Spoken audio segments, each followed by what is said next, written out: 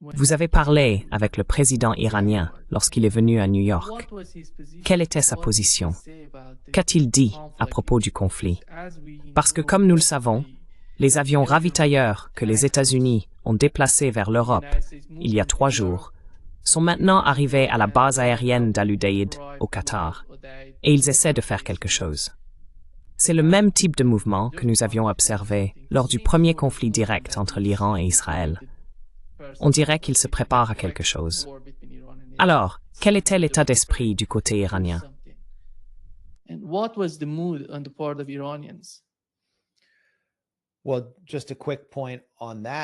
Eh bien, juste un petit point à ce sujet. Netanyahou a menacé l'Irak dans son discours à l'Assemblée générale des Nations unies. Beaucoup ont peut-être manqué cela. Il menaçait les forces de mobilisation populaire. Ainsi, toute mobilisation des États-Unis dans la région pour soutenir une frappe israélienne pourrait désormais aller au-delà de l'Iran. Netanyahou, je crois, a brandi cette plaque, son graphique sur la bénédiction et la malédiction s'étend profondément en Irak. Et c'est un problème pour les États-Unis, car les forces de mobilisation populaire ont au moins temporairement ou momentanément contribué à stabiliser l'Irak en s'intégrant à l'armée irakienne. Ce ne sont pas des milices, et cela a empêché des opérations sur les bases américaines situées là-bas.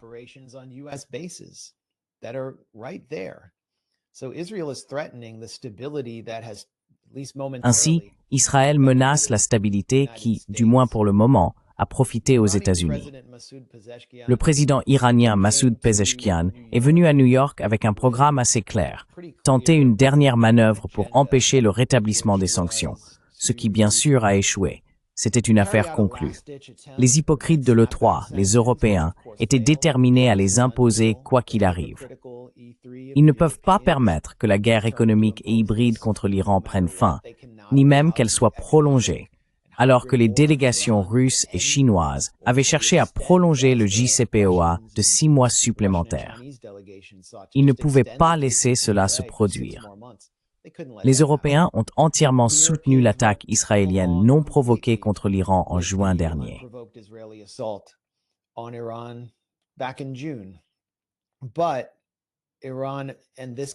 Mais l'Iran, et ce gouvernement en particulier, veulent utiliser chaque once de levier de négociation dont ils disposent et envoyer un signal aux parties du public iranien qui sont, je suppose, moins politiquement actives ou moins enclines à soutenir la République islamique, qu'ils ont tout essayé, qu'il n'y a plus rien à faire et qu'ils ont essentiellement été trahis par leurs partenaires de négociation avant la prochaine phase de guerre. J'ai été invité, avec un groupe de journalistes, d'analystes, de groupes de réflexion et de militants pour la paix, à une réunion publique en dehors de l'ONU avec Pezeshkian. Son message était assez simple. La guerre, c'est certain, ils attaqueront à nouveau l'Iran. Ce furent ses mots. Il a même évoqué le scénario de son propre assassinat ou d'une tentative contre sa vie. Il a été rapporté que Pezeshkian avait échappé de justesse à une tentative d'assassinat israélienne lors de la dernière série d'attaques. Il voulait faire passer le message que l'Iran est prêt à toutes les éventualités, y compris à son propre assassinat.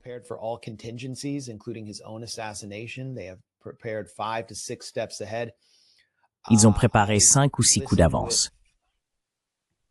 J'ai écouté avec une certaine appréhension, et je suppose horreur, votre entretien plus tôt avec mon ami Mohamed Marandi, où il a dit à peu près la même chose, que l'Iran est prêt à le remplacer également. C'est quelqu'un qui n'est même pas au gouvernement, juste un commentateur privé, mais il joue un rôle si important, avec sa maîtrise des faits et de la langue anglaise dans les médias internationaux, qu'il a dû envisager qu'Israël le prenne aussi pour cible. Israël est simplement cette gigantesque machine d'assassinat qui a massacré des journalistes dans la bande de Gaza. Ainsi, désormais, même les commentateurs privés en Iran doivent envisager qu'ils puissent avoir une cible dans le dos.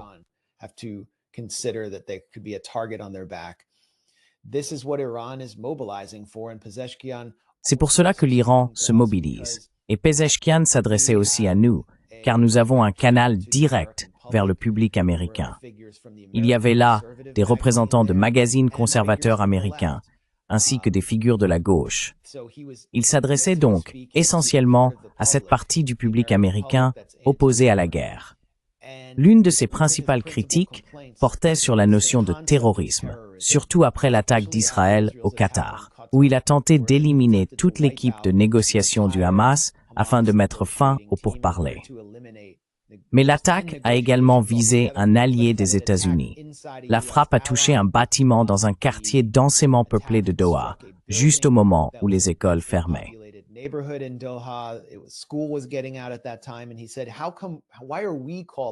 Et il a dit, comment se fait-il? Pourquoi sommes-nous appelés les terroristes alors qu'Israël mène non seulement une guerre sur 7 fronts et massacre des enfants à Gaza, mais attaque aussi à l'intérieur d'un allié des États-Unis, dans un quartier civil densément peuplé, et mène des assassinats à travers le monde? C'était un sujet sur lequel il passait beaucoup de temps et d'énergie, à se plaindre de la compréhension occidentale du terrorisme. Et finalement, Pezeshkian a en quelque sorte demandé des avis sur la manière dont les relations pourraient être améliorées entre les États-Unis et l'Iran, car il semble avoir renoncé à toute capacité d'influencer le président américain ou son administration. Il a dit que Steve Witkoff, l'envoyé pour le Moyen-Orient, viendrait à Doha pour ses réunions et négociations. Et il a ajouté que quelqu'un aurait dû enregistrer cela, car Witkoff nous disait des choses très positives sur tous les progrès que nous faisions vers un nouvel accord.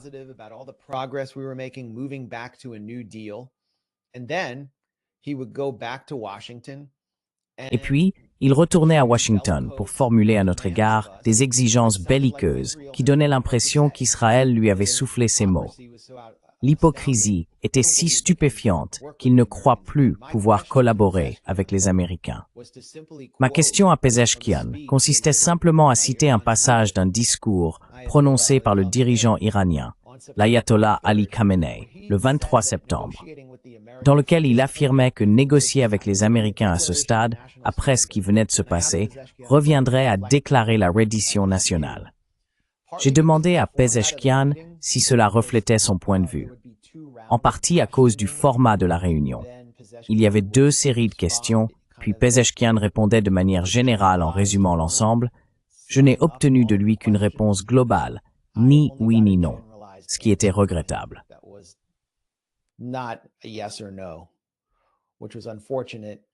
Et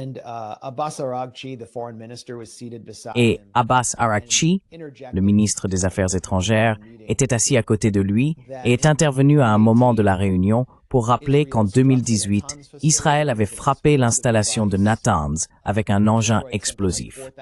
Ils ont détruit environ 4000 centrifugeuses. L'objectif de l'attaque israélienne, a-t-il expliqué, était de saboter les négociations avec les Américains. Mais l'équipe iranienne a poursuivi les discussions tout en augmentant l'enrichissement à près de 60%. C'était leur réponse. Ils laissaient entendre que ce serait encore leur réponse à l'avenir, qu'ils sont flexibles sur les niveaux d'enrichissement, mais seulement s'ils obtiennent un allègement des sanctions. Tel était le message d'Araghchi.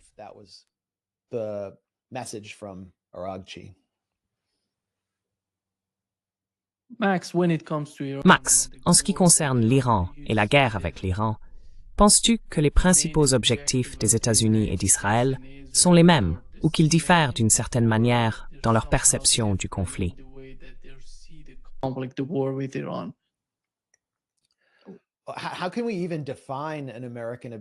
Comment peut-on même définir un objectif américain en Iran à ce stade, indépendamment d'Israël? L'objectif américain a été défini et façonné par Israël au fil de plusieurs décennies. Il n'existe donc pas d'objectif américain distinct. L'objectif américain devrait être de négocier avec l'Iran des accords commerciaux et d'import-export mutuellement bénéfiques, gagnant-gagnant, afin que les États-Unis puissent avoir de l'essence moins chère. Je veux dire, c'est ce que devrait être l'objectif des États-Unis. Mais l'Iran soutient la résistance dans la région face au génocide de Gaza, un génocide que je considère comme continu depuis des décennies. C'est la principale, la seule raison pour laquelle cela se produit. Il n'est pas nécessaire de piller l'Iran pour obtenir des accords avantageux sur le pétrole.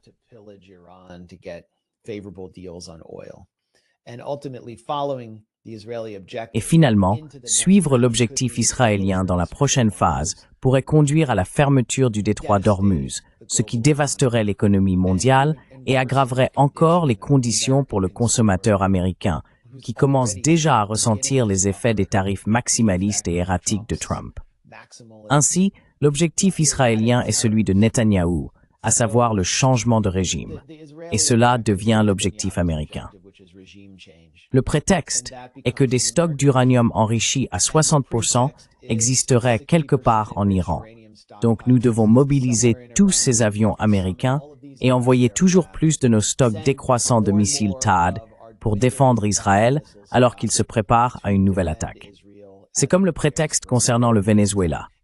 Le département de la justice et la CIA ont créé un faux cartel, ont déclaré que Nicolas Maduro en était le chef, et ont affirmé que les États-Unis devaient attaquer à l'intérieur du Venezuela pour éliminer les cartels et sauver la vie des Américains empoisonnés.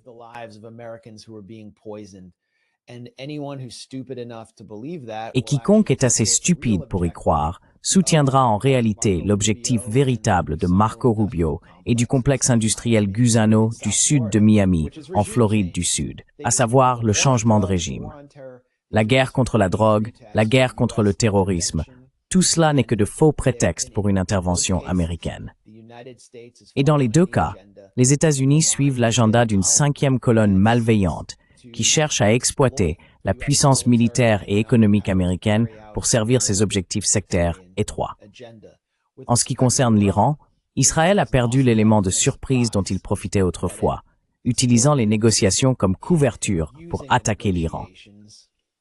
Je crois que c'était le 10 ou le 13 juin, lorsqu'il a tué de nombreux commandants des gardiens de la Révolution et des scientifiques nucléaires en congé. Ils ont perdu cet avantage à présent.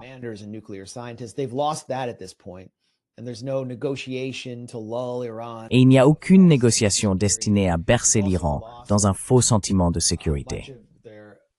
Ils ont également perdu une grande partie de leur capacité. Il semblerait qu'ils aient perdu une grande partie de leur capacité à attaquer de l'intérieur par le biais de cellules du Mossad, surtout avec ces bases de drones cachées à l'intérieur de l'Iran qui ont causé beaucoup de dégâts. Il y a eu de nombreuses expulsions de migrants afghans qui auraient servi de base au recrutement du Mossad à l'intérieur du pays. Ils ont perdu cela. Mais la chose la plus importante qu'ils ont perdue, et Pazeshkian l'a évoqué, c'est la menace d'un changement de régime venu de l'intérieur, du peuple iranien lui-même. Je pense que ce sont les meurtres de civils et les attentats à la voiture piégée à Tajrish, dans le nord de Téhéran, où une partie de la population s'oppose à la République islamique, la classe moyenne et supérieure, en quelque sorte, qui ont commencé à être pris pour cible, et ils se sont alors ralliés au drapeau et ont commencé à soutenir l'armée.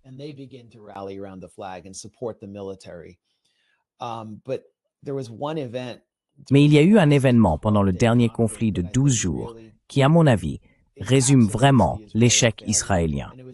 L'attaque contre la prison d'Evin, qui serait censée détenir des prisonniers politiques et des dissidents. Les Israéliens, dans cet état d'esprit néoconservateur délirant et fiévreux, ont cru que s'ils attaquaient la porte de la prison d'Evin avec une frappe de missile, cela enverrait un signal à tous les Iraniens qui détestent la République islamique pour qu'ils descendent dans la rue et qu'Israël les libérerait. Ce qu'ils ont fini par faire, c'est tuer un certain nombre de prisonniers. Ils ont tué des travailleurs sociaux et des membres de famille qui rendaient visite aux détenus. Le public iranien a réagi avec un dégoût total, y compris des dissidents exilés soutenus par l'Occident, comme Narges Mohammadi, qui a soutenu cet acte.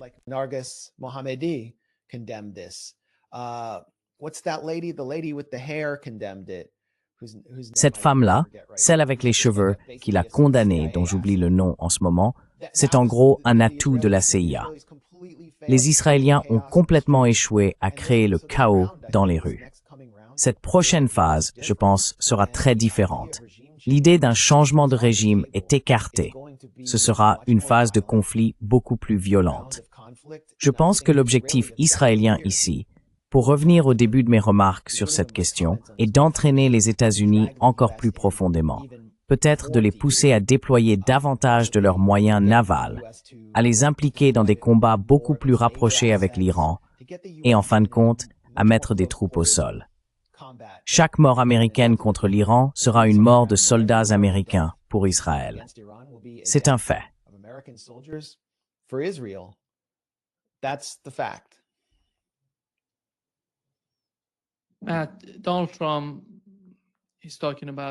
Matt, Donald Trump parle de son accord de paix pour la situation à Gaza. Ce qui est étonnant, c'est qu'il ne mentionne pas le droit des Palestiniens, des Gazaouis, à décider de leur propre avenir. Que veulent-ils être? Quel genre d'avenir imaginent-ils?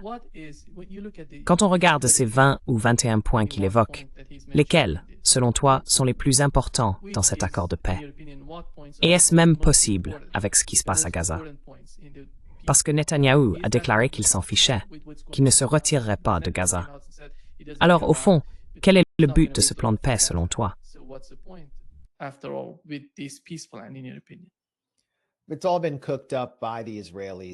Tout cela a été monté par les Israéliens, ce plan de paix en 21 points. C'est une ruse destinée à présenter le Hamas comme des refusants, alors qu'ils ont pratiquement accepté toutes les propositions. Ensuite, ils se font piéger par les États-Unis, qui disent « Oh, nous avions une proposition », puis reviennent en disant « Eh bien, le Hamas l'a en réalité rejeté », parce que Netanyahou modifie la proposition. Et ensuite, les États-Unis acceptent les changements de Netanyahou. C'était donc une manœuvre de propagande plus sophistiquée, visant à présenter un ensemble détaillé et cohérent. Ils ont mis longtemps à le concevoir. Ils avaient besoin de détruire une grande partie de Gaza pour créer l'impression qu'un lendemain approchait et était imminent.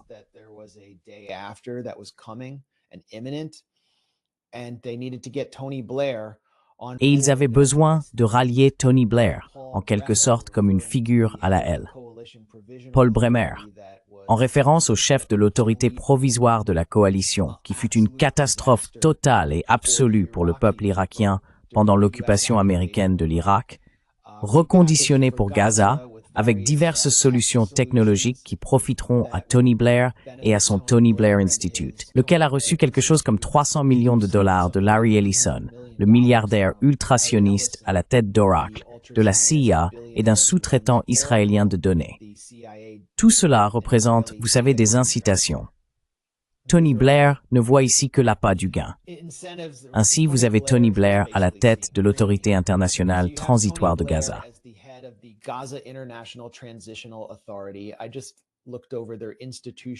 Je viens de parcourir leurs documents sur la structure institutionnelle et c'est risible.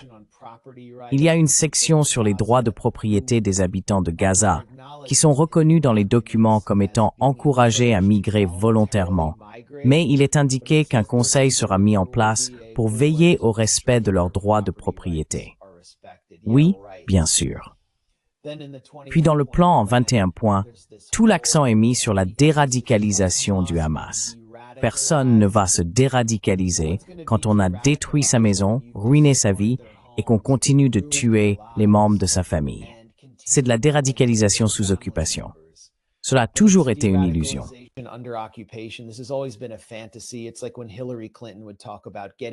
C'est comme lorsque Hillary Clinton parlait de retirer la haine des manuels scolaires de l'autorité palestinienne, mais sans mettre fin à l'occupation. Les dirigeants et membres du Hamas se verraient soi-disant accorder un passage sûr s'ils déposaient les armes, et ensuite l'utopie s'ensuivrait. C'est une plaisanterie absolue. Il s'agit d'un plan de pacification destiné à poursuivre le génocide avec le soutien de figures au moins reconnues par la communauté internationale. Et cela ne mettra pas fin à la violence contre Gaza, car, comme nous l'avons vu en Syrie, lorsque la Syrie a accepté d'être pacifiée sous la direction imposée de l'ancien chef d'Al-Qaïda, Ahmed al-Shara, Israël a continué à attaquer, jour après jour, semaine après semaine, détruisant les restes de l'armée arabe syrienne, et les bases potentielles que la Turquie mettait en place pour former la nouvelle armée syrienne. Les attaques continuent. Je crois qu'hier, à Kounitra, l'armée israélienne a même arboré des drapeaux israéliens sur le Golan occupé.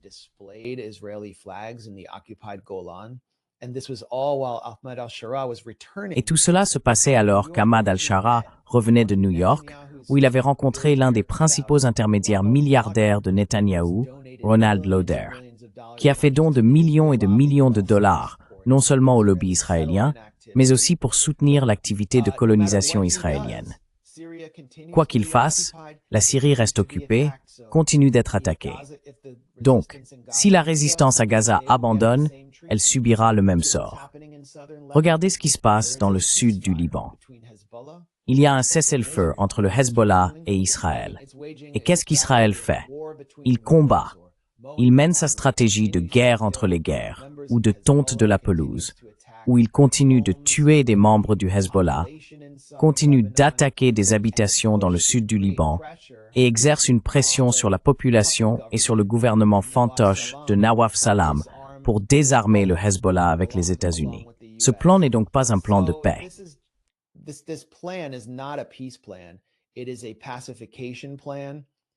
C'est un plan de pacification et il mènera à une extermination supplémentaire d'un grand nombre de la population à Gaza. C'est pourquoi le Hamas a réaffirmé sa ligne rouge selon laquelle il ne renoncera pas à ses armes, tout comme le Hezbollah a réaffirmé cette ligne rouge. Et je pense que vous savez, après l'anniversaire de l'assassinat de Hassan Nasrallah, il devient de plus en plus clair quel rôle le Hezbollah a joué. Empêcher les troupes et les occupants israéliens d'entrer au Liban et protéger le peuple libanais contre eux. Et s'ils se désarment, vous verrez Israël remonter jusqu'au fleuve Litani et commencer à adopter un rôle de plus en plus agressif sur le territoire libanais. Retenez bien mes paroles.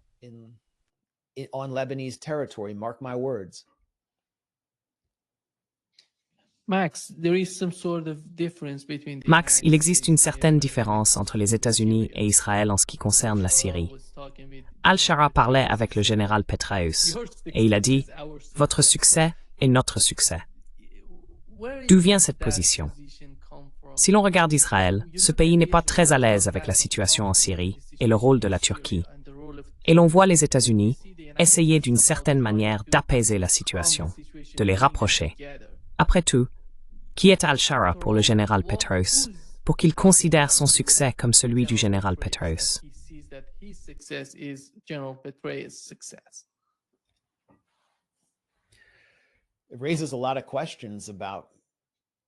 Cela soulève de nombreuses questions sur qui était Al-Shara, alias Mohamed Jolani, lorsqu'il est sorti du camp Bouka. Et cela envoie un message insultant aux familles des anciens combattants américains à qui l'on avait dit qu'ils luttaient contre le terrorisme pendant la montée en puissance en Irak, que le général Petraeus supervisait en tant que chef du CENTCOM, à une époque où il était salué comme un maître de la contre-insurrection. Eh bien, il combattait le groupe insurgé dont Mohamed Jolani était un membre en pleine ascension, Al-Qaïda en Mésopotamie. Et voilà que peu de temps après, il se retrouve sur scène avec la figure d'Aqmi, qui allait plus tard devenir le fondateur du Jabhat al-Nusra, Al-Qaïda en Syrie.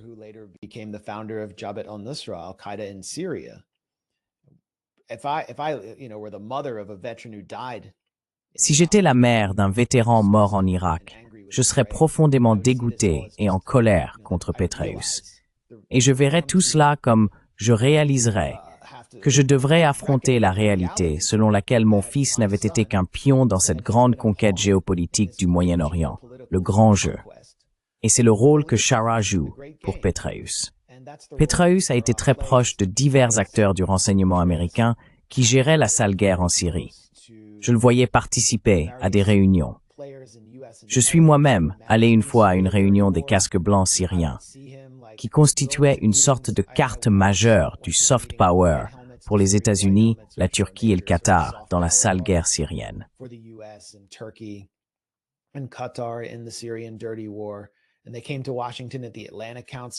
Et ils sont venus à Washington, au Conseil de l'Atlantique, qui est le groupe de réflexion officieux de l'OTAN. Petraeus était assis juste là, au premier rang. Ensuite, il est allé à une réunion avec Raed al-Saleh, le chef apparent des casques blancs, une réunion privée car il voulait gérer la guerre sale. Après cette réunion, les casques blancs ont formulé plusieurs fausses allégations d'attaques chimiques, ce qui a déclenché une intervention occidentale. Ainsi, Petraeus veut continuer à jouer un rôle en Syrie. Et quand il dit quelle était la citation, « Votre victoire est notre victoire. Votre succès est notre succès ». Quand Petraeus parle de notre succès, cela inclut les Israéliens.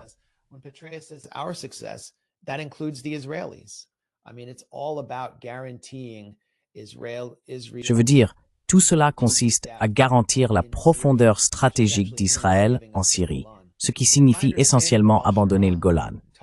Et d'après ce que je comprends d'Al-Shara, en parlant avec des Syriens qui sont là depuis qu'il a pris le pouvoir, qui connaissent sa façon de penser, et d'après ma propre compréhension, il est prêt à céder diverses parties de la Syrie, peut-être pas la côte de l'attaquer. En échange, je veux dire, il est en gros prêt à se soumettre à Israël. Mais son véritable objectif est de transformer les zones qu'il contrôle, les 4 principaux centres de population, en une sorte de Kandahar, et d'importer en Syrie cet islam de type takfiri que rejette une grande partie de la population syrienne.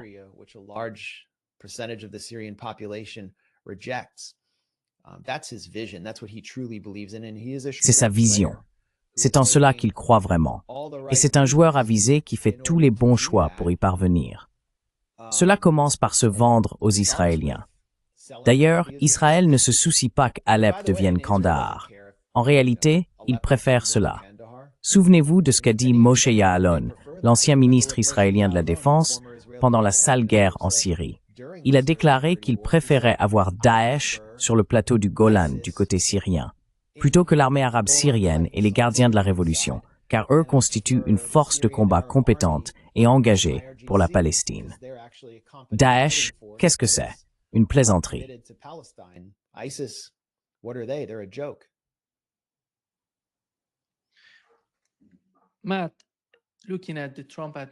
Matt, en regardant l'administration Trump, Donald Trump a été élu en affirmant qu'il est un négociateur, qu'il veut négocier avec l'Iran et avec la Russie.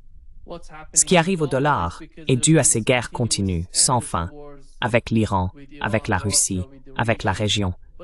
Mais regardez la manière dont il parle aujourd'hui. Il parle d'envoyer des missiles Tomahawk en Ukraine. Il parle d'une nouvelle guerre avec l'Iran. Qui prend les décisions dans cette administration? Qui est la personne principale, le cerveau de l'administration? Y a-t-il quelqu'un qu'on puisse appeler un cerveau? Ou est-ce simplement une énorme, disons, sorte de division au sein de l'administration? 2 forces, 3 forces, des factions qui se battent entre elles à l'intérieur.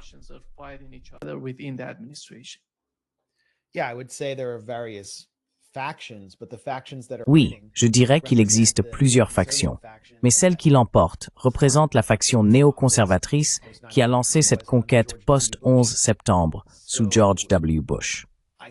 Je ne cesse de dire que le second mandat de Trump ressemble au 3e avènement du premier mandat de Bush. Lindsey Graham est le grand gagnant sur la question de l'Ukraine. Après l'Alaska, Trump a complètement changé d'avis et accepté de nouveaux accords sur les armes, gelant les négociations. Et le général Keith Kellogg a fait de même.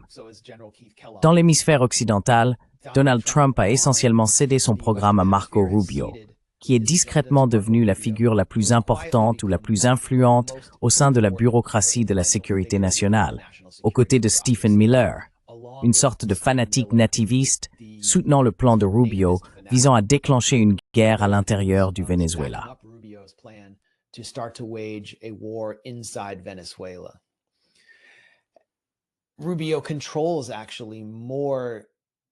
Rubio contrôle en réalité plus de postes de sécurité nationale au niveau ministériel que quiconque aux États-Unis depuis Henry Kissinger. Il n'est certainement pas aussi habile que Kissinger, mais il parvient à imposer sa volonté. Ces 3 ou 4 factions ont toutes des agendas différents.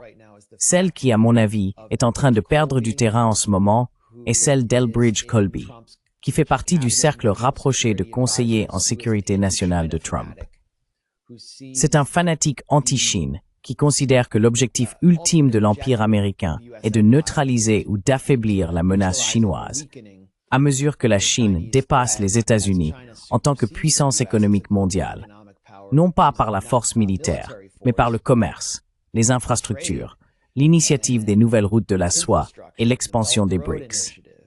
Elbridge Colby serait donc terrifié à l'idée d'un nouveau conflit avec l'Iran, car cela épuiserait davantage les stocks américains de missiles THAAD qu'il souhaite préserver. US THAAD missile stocks, which he would like, and I would think J.D. Vance, who's a figure from the Et je pense que J.D. Vance, qui est une figure de la faction Colby, ou que l'on pourrait appeler la faction Vance, aimerait fournir ces missiles THAAD à Taïwan ou au Japon et aux Philippines, qui viennent de signer un pacte de défense anti-chinois. Ils veulent militariser la ceinture du Pacifique et contenir la Chine. Et ils n'y parviennent pas parce qu'Israël, ou plutôt les États-Unis, continuent de gaspiller des missiles THAAD pour cette petite colonie d'apartheid insensée qui ne peut s'empêcher d'attaquer l'Iran. Dans le même temps, l'Ukraine a dû redéployer des batteries Patriot pour défendre Israël. La faction qui veut affronter la Chine souhaiterait, à terme, un accord en Ukraine et a plaidé pour un gel des lignes autour de Kherson et de Zaporizhia. Mais les lignes ne sont plus gelées. La Russie continue d'avancer.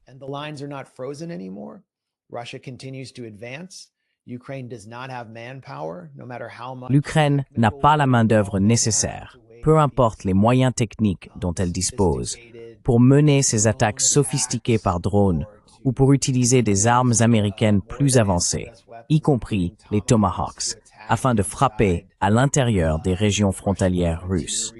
Elle n'a tout simplement pas la main-d'œuvre. Cela signifie que tant que ces lignes ne sont pas figées, les États-Unis continueront à envoyer toujours plus d'armes à mesure que la Russie avance vers Odessa. Ainsi, les véritables impérialistes, les véritables planificateurs impérialistes à long terme au sein de l'administration Trump, perdent sur le long terme, tandis que l'administration se positionne pour des conflits destinés à apaiser des factions à la vision bien plus myope. Et je veux dire, il y a trois visions, comme je l'ai déjà dit. La première, c'est Rubio qui s'adresse au complexe industriel Gusano du sud de la Floride, un élément clé de la stratégie électorale de Trump. Il doit toujours gagner la Floride.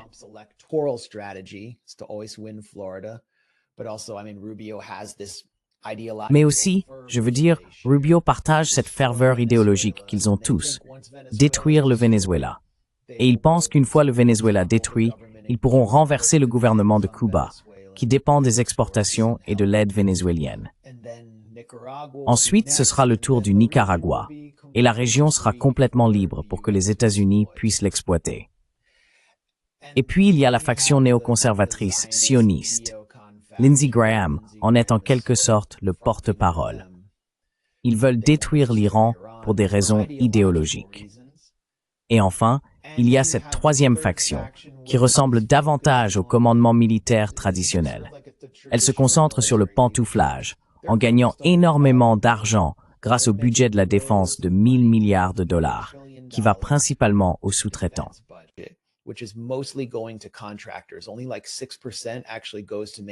Environ 6% seulement servent réellement à entretenir les troupes américaines sur le terrain. Ils se concentrent uniquement sur les profits et la guerre permanente. Et lorsqu'ils quitteront l'administration Trump, ils vont engranger ces bénéfices. Je devrais ajouter qu'il existe en quelque sorte un quatrième facteur. Je ne sais pas si c'est une faction, mais un quatrième facteur. Si vous avez prêté attention au discours de Donald Trump à Quantico, qui est minimisé même par ceux qui détestent le plus Donald Trump à Washington, les libéraux et ainsi de suite, ils disent « Oh, il s'est moqué ». En gros, pour ceux qui ne le savent pas, Pete Hegseth est l'un des secrétaires à la défense les moins qualifiés, en raison de son grade et de son manque d'expérience. Il est là essentiellement parce qu'il est un communicateur efficace et un ancien animateur de Fox News.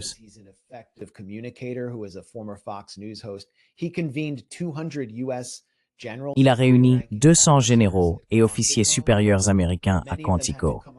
Beaucoup d'entre eux ont dû traverser le pays, certains venant d'aussi loin que 10 fuseaux horaires. Puis il a prononcé un discours les éreintant parce qu'il serait gros et homosexuel. En gros, c'est ce qu'il a dit. Il a lancé quelque chose comme « Nous n'allons plus avoir de type en jupe et beaucoup d'entre vous sont trop gros. Ce n'est pas ce que nous sommes. » Et les médias, ainsi que même les libéraux, ont traité cela comme une plaisanterie. Mais en réalité, cela prépare le terrain pour une purge politisée de l'armée, où les loyalistes de Trump seront promus à de nouveaux postes et ceux perçus comme démocrates seront évincés. Ensuite, Donald Trump monte sur scène et essaie de faire rire le public militaire avec ses blagues.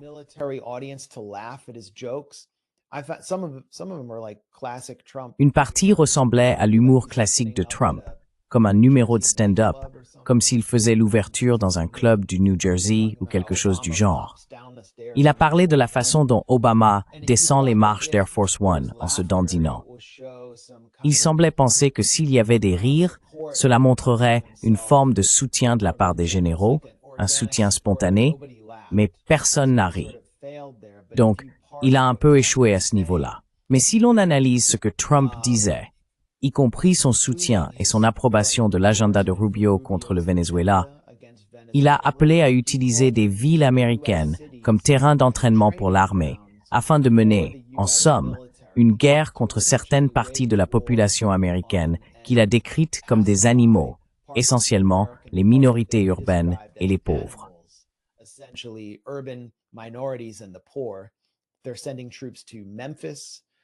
Ils envoient des troupes à Memphis la semaine prochaine, et il y a également des plans pour un déploiement à Chicago. Mais il parle des villes américaines comme de terrains d'entraînement pour des conflits étrangers. Nous n'avons jamais entendu ce genre de discours auparavant. Et pendant que Trump fait cela, c'est quelque chose que Stephen Miller, son principal conseiller, souhaite, et qu'une grande partie de sa base souhaite aussi. Cela atténue l'élan visant à réellement envoyer des troupes américaines dans un théâtre de conflit dans la région du Pacifique ou en Iran. Ainsi, il existe tous ces agendas et factions concurrentes. Et la faction qui perdra ici, ce sont les planificateurs impériaux à long terme, que je considère finalement comme plus dangereux. Et ils perdent face aux idéologues et aux escrocs cupides au sein de l'armée.